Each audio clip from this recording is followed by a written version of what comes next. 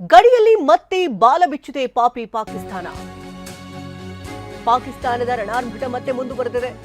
ಜಮ್ಮು ಮತ್ತು ಕಾಶ್ಮೀರದತ್ತ ನುಗ್ಗಿ ಬಂದ ಪಾಕ್ ಡ್ರೋನ್ಗಳು. ಉದ್ದಟತನ ಇದು. ಪಾಕಿಸ್ತಾನದ ಕಿತಾಪತಿಗೆ ಭಾರತೀಯ ಸೇನೆ ತಿರುಗೇಟನ್ನ ಕೊಟ್ಟಿದೆ. ಪಾಕ್ನ ಡ್ರೋನ್ಗಳನ್ನ ಧ್ವಂಸ ಮಾಡಿದೆ ಭಾರತೀಯ ಸೇನೆ. ರಜೌರಿ, ಪೂಂಚ್, ಸಾಂಬಾ ಜಿಲ್ಲೆಗಳಲ್ಲಿ ಡ್ರೋನ್ ಹಾರಾಟ ಮಾಡಿದೆ. ಅನುಮಾನಾಸ್ಪದವಾಗಿ ಹಾರಿ ಬಂದಂತಹ ಪಾಕ್ ಡ್ರೋನ್ಗಳು ನಿನ್ನೆ ಸಂಜೆ 6:35ರ ಸುಮಾರಿಗೆ ಪಾಕ್ ಡ್ರೋನ್ಗಳ ಹಾರಾಟ ನಡೆದಿತ್ತು. ಗನಿಯಾ ಕಲ್ಸಿಯನ್ ಗ್ರಾಮ ಪ್ರದೇಶದ ಮೇಲೆ ಹಾರಾಟ ನಡೆಸಲಾಗಿತ್ತು.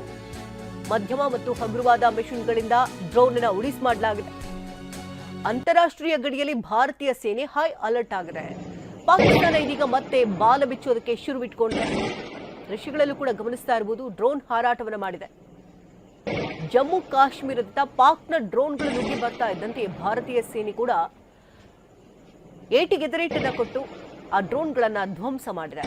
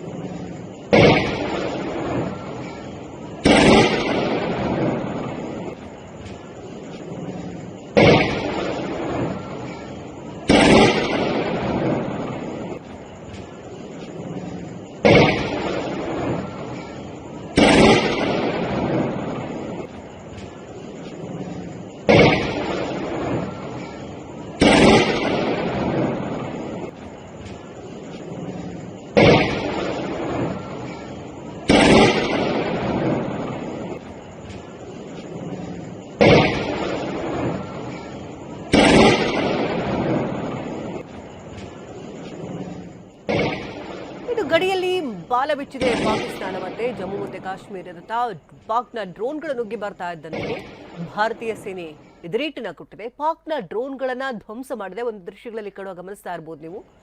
ಪಾಕ್ನ ಡ್ರೋನ್ಗಳು ಅದನ್ನು ಕಂಪ್ಲೀಟ್ ಆಗಿ ಧ್ವಂಸ ಮಾಡಿದೆ ಸೇನೆ.